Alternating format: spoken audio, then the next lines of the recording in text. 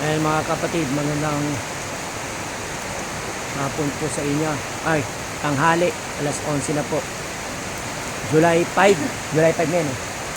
July 5, July 5, 2025. Oras, alas 11:20.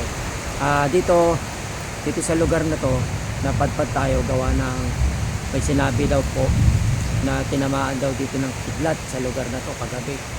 Kaya pumunta tayo, medyo inabot tayo ng ulan. Yan kung saan nandirito po ang ating yoyo.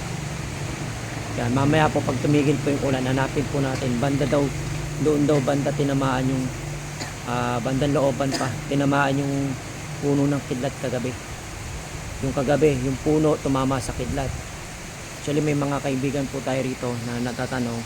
Sabi niya sa akin, Brad, may tinamaan dito ng kidlat kagabi. Kaya sabi ko, sige, puntahan natin. Kaya ngayon, nabot tayo ng ulan. Kaya mga kapatid, after nitong ulan na to, medyo masalimuot. May bagyo ngayon dito sa Bulacan. Actually, ngayon, sunod-sunod na po rito yung bagyo. Nag-uulan na po. Kita nyo po, hindi po natin ito lugar. Kumbaga, yan, tignan nyo po. Yan, punong-puno ng ano rito. Gitna. Yan. Yan po, makikita nyo, looban po. Nandiyan daw po dito. Yan, kaya hanapin natin kung sa tumama. Yan. Hanapin natin yung puno ng kidlat at tinamaan.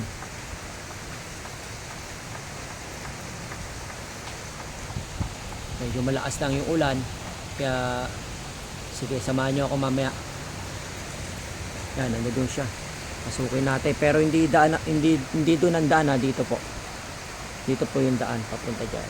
Yan po ang daan papunta ng pagkuha sa looban. Grabe. Yan na, naririnig nyo na naman, lumalakas na naman yung ulan. Wala pa na kami dalang kapote. Papasukin po natin yan mamaya. Yung puno na tinamaan ng kidlat. Yan, ganito na po kami mag-asawa, paikot-ikot lang. Kahapon gamutan, umuulan naman. Dito kami nakapunta sa Montalban, Rizal. Ayan, dito natin. Hinantay natin yung kausap natin. Yan. Okay, tirahin po natin yan mamaya. Pasukin natin. Hindi na ba? Lakas pa yung ulan. Papasukin natin yan dyan. Saan natin dyan? Dyan tayo papasok. Mahirap pagbasa. Pasukin natin mamaya doon. Puntahan natin. Tinamaan ng kidlat.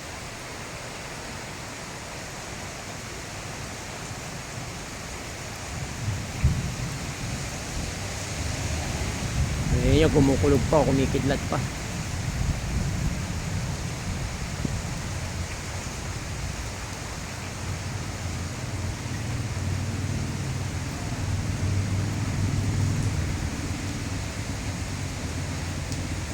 Kailangan natin tumila yung ulan bago punta natin yun doon sa looban.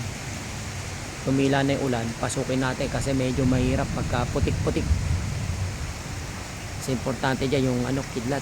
Napakalakas po ng kidlat. Kaya sa larangan na spiritual, malakas po yung kidlat. Yan po yung number 1 na magandang pangontra sa kulang, barang. Tapos sa mga linis bala, sa mga hindi napuputukan ng baril, sa kabal. Yan po, mabisa pa. Yan po yung mga dating gamit talaga, mga sinaunang mga manggagamot, mga antingero. Kidlat po talaga. Kaya yan po talagang hinahanap natin. Naririnig nyo, kumukulog pa ulit.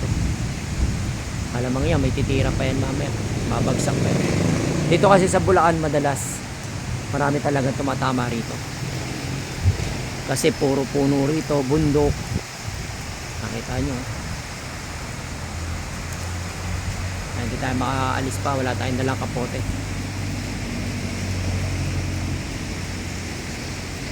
Pasukin natin yan mamaya, babain natin.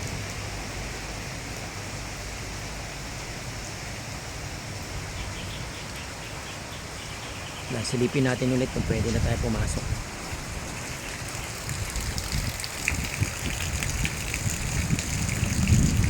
Medyo hindi pa, malakas pa yung ulan mga kapatid. Mamaya pasukin natin yan dyan, puntahan natin dyan.